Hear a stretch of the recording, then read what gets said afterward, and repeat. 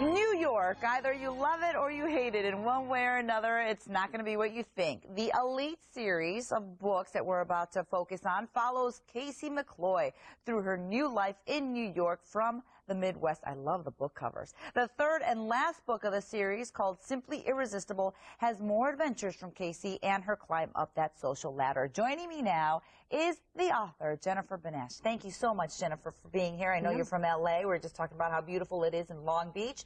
And she says, boy, it's hot over here. Well, it's a little hot, but that's okay, Jennifer. You know what's hot? Yeah. Your books. Well, thanks. That's what's hot. Thanks so much for having me here. Of course. I love the book covers. This is the latest in the Elite series. Right. Tell us about the series, first of all. Where did the concept come from? Well, the concept came from my own childhood growing up in New York. I went to school on the Upper East Side of Manhattan, went to a private school, and I was really interested in showing a little bit of the world that I experienced. So the concept came out of that, and the book follows Casey McCloy, who's the main character, who moves from Normal, Illinois, in the Midwest. Normal, Illinois. Did you make that out? Yeah, no, it's a real place, but it's the butt of many jokes in the book, right? Is she normal, right? Yeah. So anyway, she moves from the Midwest to the Upper East Side of Manhattan and falls in with a clique of girls, and it's about her struggles to either fit in and sort of become someone else in order to really fit into the scene there, or whether or not she should stay true to herself. Well, it sounds really exciting because it says that she moves into an apartment building, as you mentioned, where the only thing hotter than the address itself is the tenants. Okay, so by this time, showbiz comes knocking, right? So they're asking her to be part of a reality show. Right. In the second book, the girls get their own reality show, and the third book, Simply Irresistible, is all about the filming of the show and what happens when your entire life gets put under a microscope.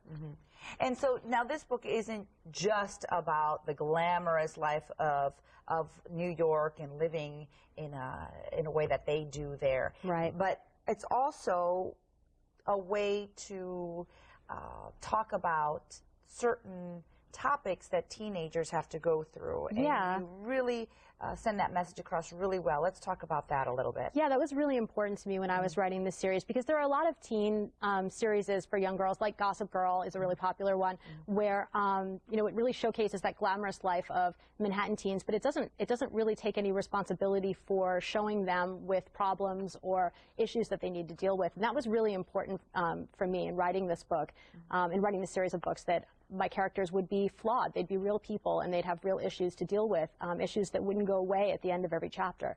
So, issues like? Parental divorce, cutting, eating disorders, drinking, things like that. Yeah, you know, things that the average American teen struggles with in day-to-day life. And it just proves that every teenager, no matter what your life is like, struggles with issues like that. Sure, absolutely. When did you start getting into writing? I started writing really early, probably when I was like 10 or 11. I would write little poems and give them to my mom, and she'd put them up on the fridge. It was ridiculous. And now you have them all, I'm sure, either you or your mom, She does, okay. yeah. And then I went to college and wrote there while I was doing other things.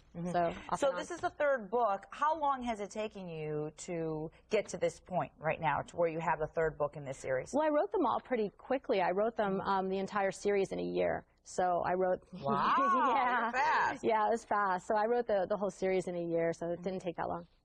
And it says right here, well, romance reviews today call this Elite series the Pretty in Pink for the Millennium generation. That's quite the compliment, because we all remember Pretty in Pink and really, really enjoyed that whole series.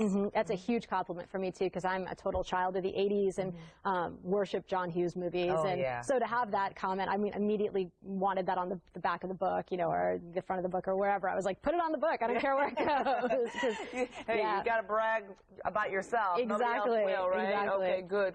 Now, who is this book dedicated to? Not dedicated so much, but who is it for? Is it for our teenagers? Is it for adults? Is it for, can men read it? Sure. I mean, and guys do read it. I get emails from guys all the time who read the series, and they really relate to the character Drew in the series, who's the male lead, I guess you'd call him. But that's a really interesting thing about the book, is it's not just about a group of girls. It's also written partly from a guy's perspective, because the story alternates between different points of view, the girls and this one guy, Drew. So if you're a guy, you can read the book. If you're a girl, you're gonna love it too. And you'll also be able to get inside a guy's mind and find out what he's really thinking. I'm sure you've met a lot of your fans. What are they saying about the series? Oh, the fans love it. I mean, they're all so sweet, and the great thing about writing YA is that the fans are so effusive, and they really do seek you out online, and they want to talk to you and interview you and have you sign things, and it's really great.